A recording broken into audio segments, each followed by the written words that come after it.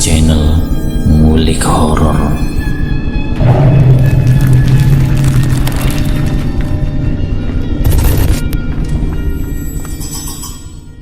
Assalamualaikum warahmatullahi wabarakatuh. Kembali lagi di channel Ngulik Horor. Channel ini menceritakan tentang kisah-kisah misteri. Kali ini saya akan membawakan kisah misteri yang ditulis oleh Ed Dioseta.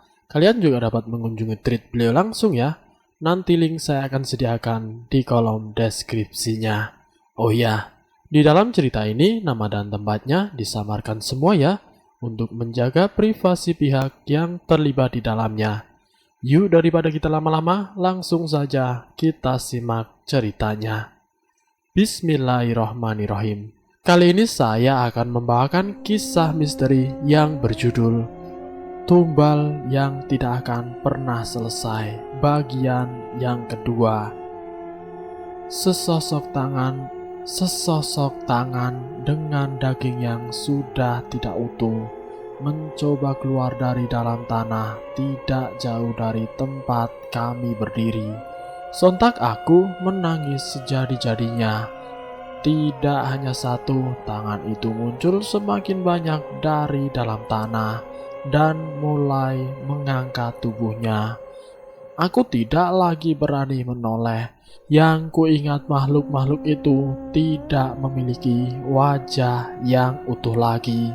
Hanya tengkorak dan sedikit daging dan kulit tersisa di wajah dan tubuhnya. Aroma busuk yang menyengat muncul dari makhluk-makhluk ini. "Lari gas, lari!" teriakku sambil menangis. "Kemana? Mayat hidup itu udah ada di sekeliling rumah ini," jawabnya. Aku melihat cahaya redup dari dalam rumah. Spontan aku mendorong pintu rumah dan ternyata tidak terkunci. Segera kami berlari masuk, menutup pintu dan mengunci pintu dari dalam. Apa yang terjadi? Kami berdua di sebuah rumah di tengah hutan dengan puluhan mayat hidup mengelilinginya. Semoga ini cuma mimpi. "Bagaimana, Mir? Aku takut," ucap Bagas. Aku mengintip dari jendela, tidak ada satupun makhluk itu yang mendekat ke dalam rumah. "Tidak ada yang mendekat, Gas. Semoga di sini aman," ucapku sambil terisak. Hampir 1 jam kami menunggu, yang ada hanya keheningan dan isak tangis kami yang hampir reda. Brak! Tiba-tiba seperti ada suara pintu yang dipukul dengan keras. Sontak kami kaget dan lari ke dalam. Aku yakin makhluk yang mencoba menerobos rumah bukanlah salah satu dari mayat hidup tadi, karena tidak ada yang sebesar itu di antara mereka. Kami berlari ke dalam mencoba mencari tempat yang aman dari jangkauan makhluk-makhluk di luar sana. Aku teringat nyala lampu redup yang terlihat dari luar. "Tadi ada nyala lampu, Gas. Coba cari," perintahku kepada Bagas. "Di sana, Mir," teriak Bagas sambil menuju ke sebuah ruangan dengan nyala lampu yang redup. Serak, serak, serak. Aku mendengar suara dari belakang. Bagas tidak mengikutiku. "Ah, Mira!" teriak Bagas. Bagas terjatuh, sesuatu menyeretnya ke belakang. Aku pun mengejarnya. Namun sebelum aku sampai, aku terhenti. Kakiku bergetar lemas. Ada sosok makhluk dengan rambut panjang menutupi seluruh tubuh. Darah yang hampir tidak berhenti mengalir dari matanya, menggenggam erat kaki Bagas dan menahan tubuhnya. "Lari, Mira!" teriak Bagas. "Tapi," jawabku ragu. "Lari, cari pertolongan!" teriak Bagas yang terdengar menahan tangisnya. Aku berusaha keras mengangkat kakiku, menyeretnya sekuat tenaga untuk ke sumber cahaya itu. Ruangan itu seolah menyambutku. Aku berlari memasuki ruangan. Ternyata cahaya itu berasal dari 3 buah lilin. Aku pun mendekat, namun ada yang aneh di sini. Tidak cuma lilin, ada juga bunga-bunga sesajen dan kemenyan yang sudah dibakar. Aku bingung dan mencoba keluar lagi. Namun sebelum sempat menoleh, pintu tertutup dengan sendirinya. Sesosok bayangan bergerak, ada orang di belakangku. Sebuah kekuatan besar menahan tubuhku untuk menoleh. Tidak satupun bagian tubuhku dapat digerakkan.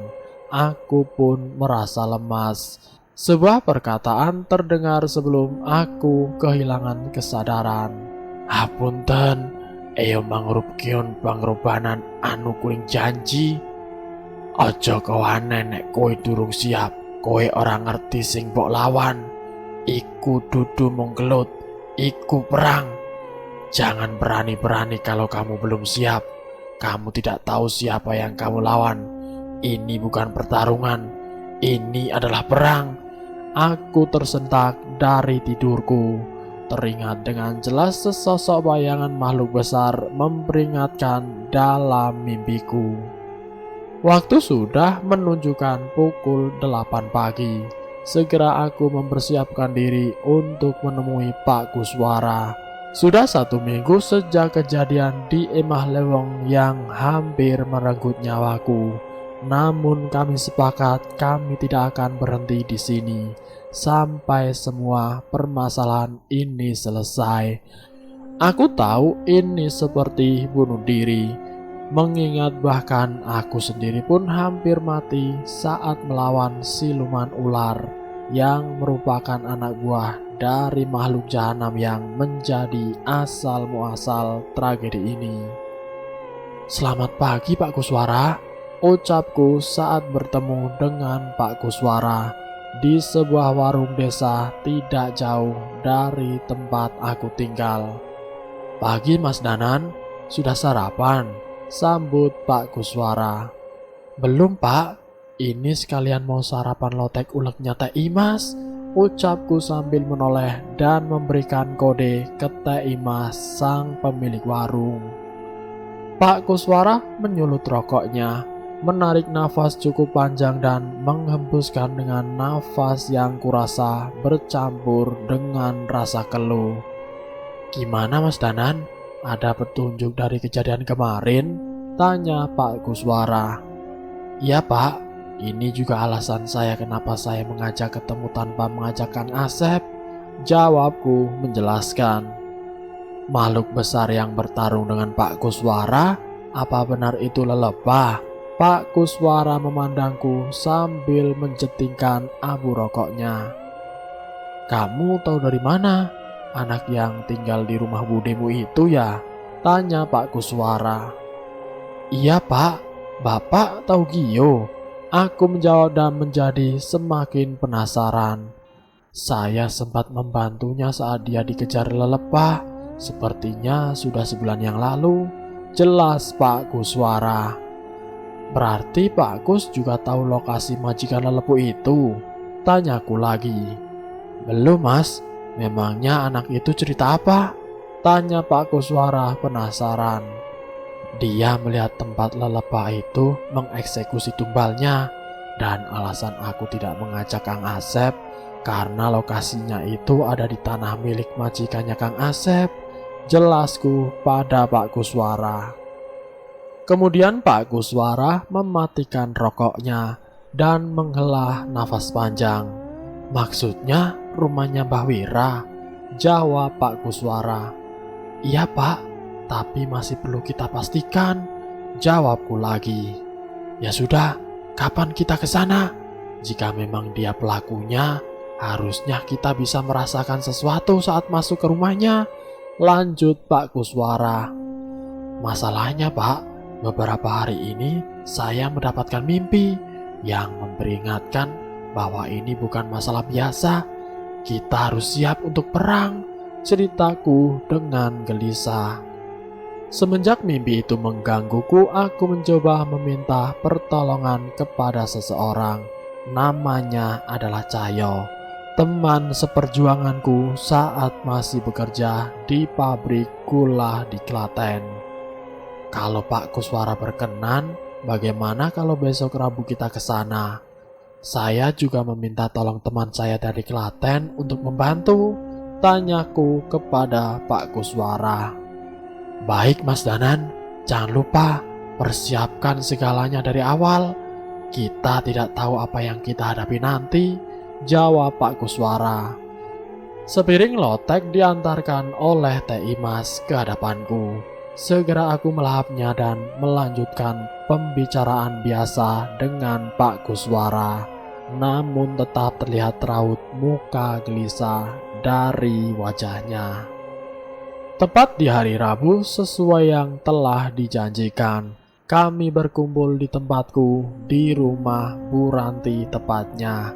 Aku menunggu bersama Cahyo yang sudah datang dari kemarin malam dan menginap di sini. Namun hujan deras tidak kunjung berhenti dan Pak Kuswara belum kunjung datang juga. Gio, kamu benar lihat makhluk itu di tanahnya Mbah Wira kan? Tanya Cahyo ke Gio. Benar Mas, aku pertama kali melihat di sana dan dikejar sampai akhirnya Pak Kuswara menolongin aku, cerita Gio singkat. Hujan pun semakin deras, rintikan hujan menutupi pandangan keluar. Suara menggelegar bersaut-sautan seolah petir menyambar dari dekat. Kemudian suara pintu diketuk mengganggu lamunanku. Segera aku berdiri dan menghampiri pagar rumah, berharap Pak Kuswara yang datang. Danan, tunggu, teriak Cahyo menahanku. Aku menoleh sebelum sempat membuka pagar. Hujan semakin deras dan dentuman di atas rumah mendadak menjadi semakin keras dan bertubi-tubi. Siapa kamu?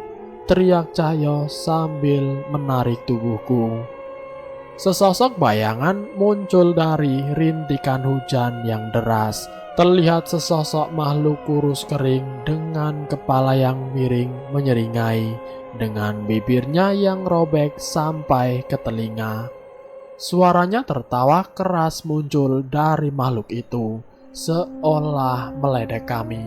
Aku pun membacakan amalan pedang bermaksud menyerang makhluk itu.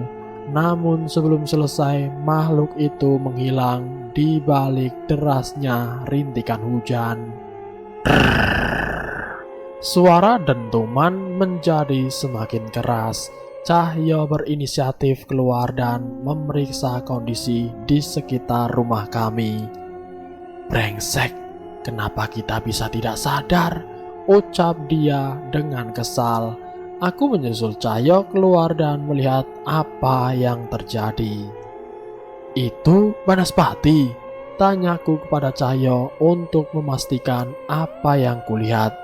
Banaspati adalah makhluk jahat berbentuk bola api yang kerap digunakan oleh orang dengan ilmu yang sangat tinggi untuk menyerang musuhnya dengan maksud membunuh. Siapapun yang mengirim ini pastilah orang dengan ilmu tinggi, ucap Cahyo. Bola api itu berputar-putar di atas rumah, bermaksud menyerang dan menerobos atap rumah. Dan jika itu terjadi, pasti sudah ada nyawa yang melayang di rumah ini.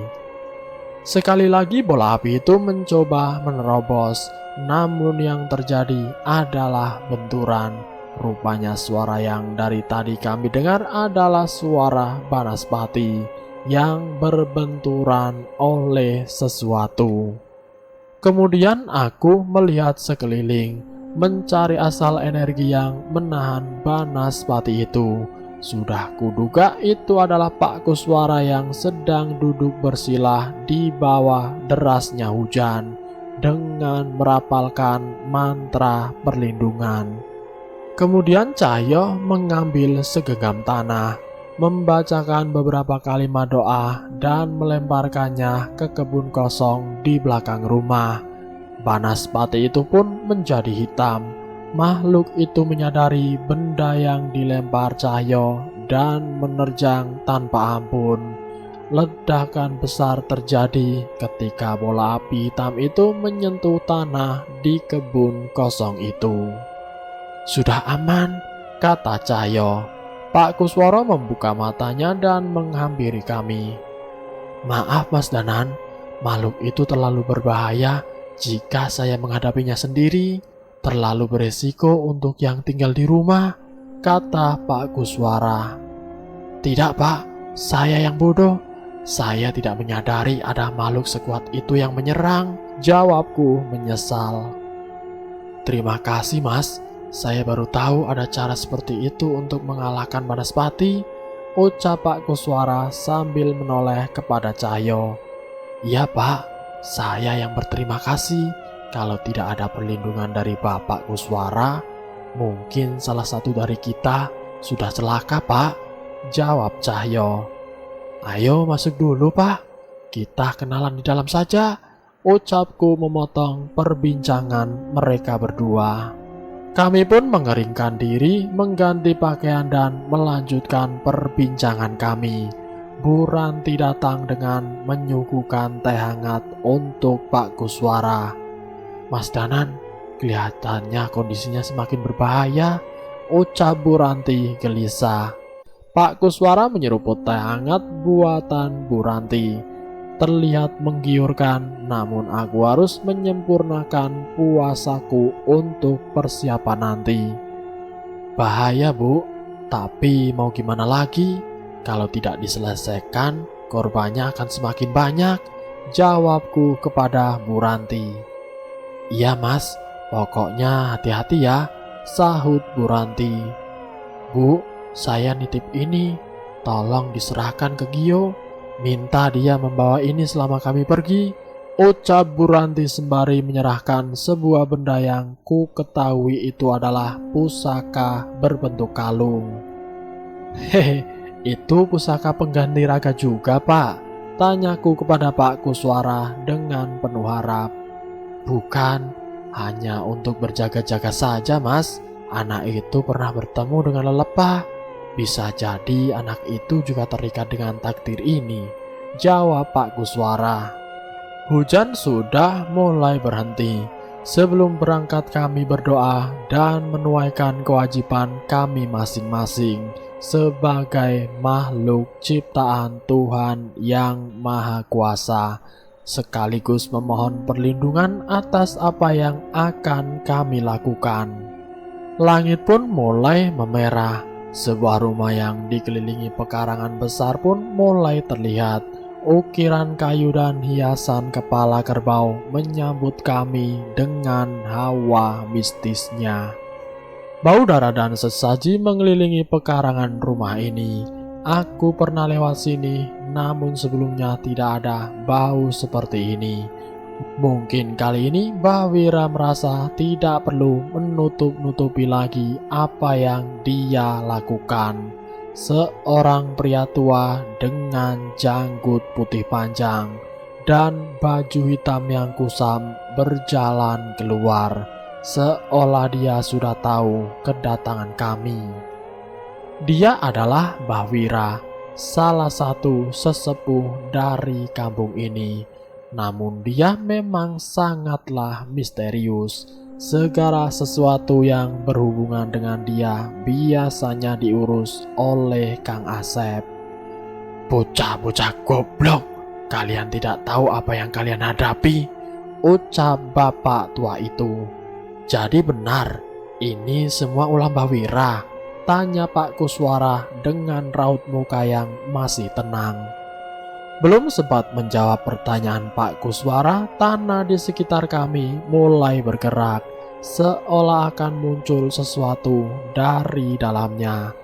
Benar saja, sebuah tangan tulang belulang yang terbungkus dengan daging busuk mencoba meraih keluar. Tidak cuma satu, tapi puluhan tangan muncul dari dalam tanah. Bau busuk semakin menyengat. Kami mundur menjaga jarak untuk mencegah hal yang tidak diinginkan. Lain dengan Pak Kuswara, beliau justru maju seolah siap menghadapi makhluk sebanyak itu. "Tidak usah khawatir Mas Danan, Aku sudah pernah berurusan dengan makhluk-makhluk ini sebelumnya, ucap Pak Kuswara sembari mengeluarkan pusaka mata tombak yang dulu digunakan di Emah Leweng. Mata tombak dijatuhkan ke tanah, cahaya bersinar memenuhi pekarangan. Makhluk-makhluk itu berhenti bergerak tanpa perlawanan. Pak Kuswara menghela nafas lega. Nampaknya ia berusaha menghindari pertarungan sebisa mungkin. Tidak melewatkan kesempatan, Cahyo berlari ke dalam mencoba meraih Mbah Wira. Belum sempat menyentuhnya, sesosok makhluk raksasa melibasnya hingga terpental. Ya, itu lelepah yang selama ini meneror kampung ini. Cahya kembali berdiri. Aku tahu serangan itu tidak akan mengalahkannya. Dia pernah berurusan dengan makhluk seperti ini. Sementara Cahyo sibuk dengan lelepah, aku dan Pak Kuswara menerjang ke arah Mbah Wira, mencoba menyerangnya dengan maksud melumpuhkannya. Kalian tidak akan bisa membunuhku, ucap Mbah Wira. Kami terpental tanpa menyadari apa yang membuat kami mundur. Energi yang besar muncul dari dalam tanah dan membentuk sebuah bola api. Persis seperti yang menyerang rumah tadi. Tidak menyerah, kami maju lagi dan menyerang. Pertempuran sengit terjadi di antara kami bertiga. Tidak satupun dari kami bisa menyentuh Mbah Wira. Sampai akhirnya sapuan lengan raksasa dari lelepah membuat Pak Kuswara tersungkur. Darah pun mengalir dari kepala Pak Kuswara. Cahyo merapalkan mantra pelindung dan segera menghampiri Pak Kuswara. Aku pun panik. Tanpa kesadaran penuh, aku menarik keris dari sukmaku dan melemparkannya ke arah Mbah Wira. Tidak ada yang menahan hujaman keris itu hingga menusuk ke jantung Mbah Wira. Seketika ia tersungkur dan darah segar mengalir dari jantungnya. Aku membunuhnya, pikirku. Belum sempat menghilangkan kepanikanku, pukulan keras dari lelepah melemparkan tubuhku. Untung saja mantra pelindung dari Cahyo mengurangi rasa sakit yang ditimbulkan. Kembali aku menoleh ke arah Mbah Wira. Namun apa yang terjadi? Tubuhnya sudah menghilang. Yang tersisa adalah dua makhluk jahanam yang mencoba menyerangku lagi. Kali ini Cahyo tidak terdiam. Dia menahan kedua makhluk itu sendirian. Tenangkan dirimu, Mas Danang, ucap Pak Kuswara sambil mencoba kembali berdiri. Lihat ke depanmu. Dari kegelapan di dalam rumah muncul seseorang dengan janggut putih panjang dan baju hitam yang tidak asing. Itu adalah Mbah Wira. Dia kembali tanpa luka sedikit pun. Kerisku pun tergeletak begitu saja. Jangankan membunuhku, menghadapi makhluk penjagaku saja kalian tidak mampu, ucap Mbah Wira dengan sombong. Baik kalau itu maumu, balas Cahyo sambil melepaskan ikatan sarung dari pinggangnya. Ya, sarung. Sarung itu adalah senjata andalan Cahyo yang selalu ikut kemana saja ia pergi. Cahyo pun menggila seperti kera, menaiki tubuh lelepah menutupi kepalanya dengan sarung dan menghantam kepalanya dengan tangan kosong.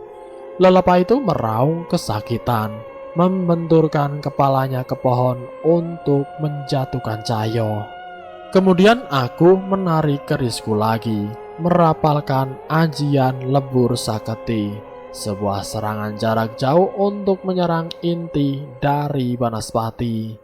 Tidak terima dengan seranganku, bola api itu kembali menghitam dan menerjang ke arahku. Tentunya aku pun sudah bersiap. Namun sebelum makhluk itu mengenaiku, sekali lagi Pak Kuswara melemparkan mata tombak ke Banaspati. hingga bola api itu pecah tidak berbentuk. Aku pun menoleh ke arah Cahyo. Dia pun semakin menggila. Mata dari raksasa itu dipaksa keluar dengan kedua tangannya. Taring dari makhluk itu mencoba melumat manusia yang sedang menyerangnya. Namun kedua tangan Cahyo menahannya dan merobek rahang lelepa itu. "Mas Cahyo, jantungnya!" teriak Pak Kuswara. Sadar dengan petunjuk dari Pak Kuswara, Cahyo membacakan ajian pada tangannya. Dan seolah tangan kanannya berubah seperti lengan kera raksasa dengan cakar yang hitam. Seketika lengan itu menghujam dada lelepa itu, menggenggam jantungnya dan menariknya keluar. Sontak raksasa itu tersungkur tidak berdaya, sangat mengerikan. Ya, memang itu adalah roh bangsa kera dari hutan Wanamarta yang menjadi pelindung Cahyo. Kemudian kami segera berkumpul dan menghampiri Mbah Wira. Namun sesuatu yang aneh terjadi. Mbah Wira tersungkur, kulitnya menjadi keriput dan menghitam. Namun ia masih berusaha untuk bertahan. "Mbah Wira!" teriak suara seseorang dari dalam rumah dan berlari menghampiri Mbah Wira. Itu adalah Kang Asep. Rupanya dia menyaksikan semua ini dari awal. Mbah Wira menoleh ke arahku dengan bantuan Kang Asep menahan badannya. "Aku tidak akan mati," ucapnya kepada kami. Belum sempat menjawab ucapannya, Mbah Wira melanjutkan perkataannya lagi. "Aku tidak bisa mati. Seandainya bisa memilih mati, mati adalah hukuman teringan untukku saat ini," lanjutnya dengan sombong. "Kami tidak akan membunuhmu. Hentikan serangan yang kamu lakukan selama ini," ucap Pak Kuswara kepada Mbah Wira. "Seandainya saja aku bisa, aku sudah mulai sesuatu yang tidak bisa kuakhiri," jawab Mbah Wira dengan angkuh. Dan bersambung. Itulah kisah misteri yang berjudul Tumbal yang Tidak Akan Pernah Selesai bagian yang kedua. Nanti jika ada kesempatan lagi, saya akan melanjutkan ke bagian yang berikutnya. Jadi tetap pantengin channel ini. Terima kasih sudah mampir di channel kami. Jika kalian tertarik dengan video kami, silahkan tekan tombol like, share, dan komen. Tekan subscribe untuk mengikuti video kami selanjutnya. Wassalamualaikum warahmatullahi wabarakatuh.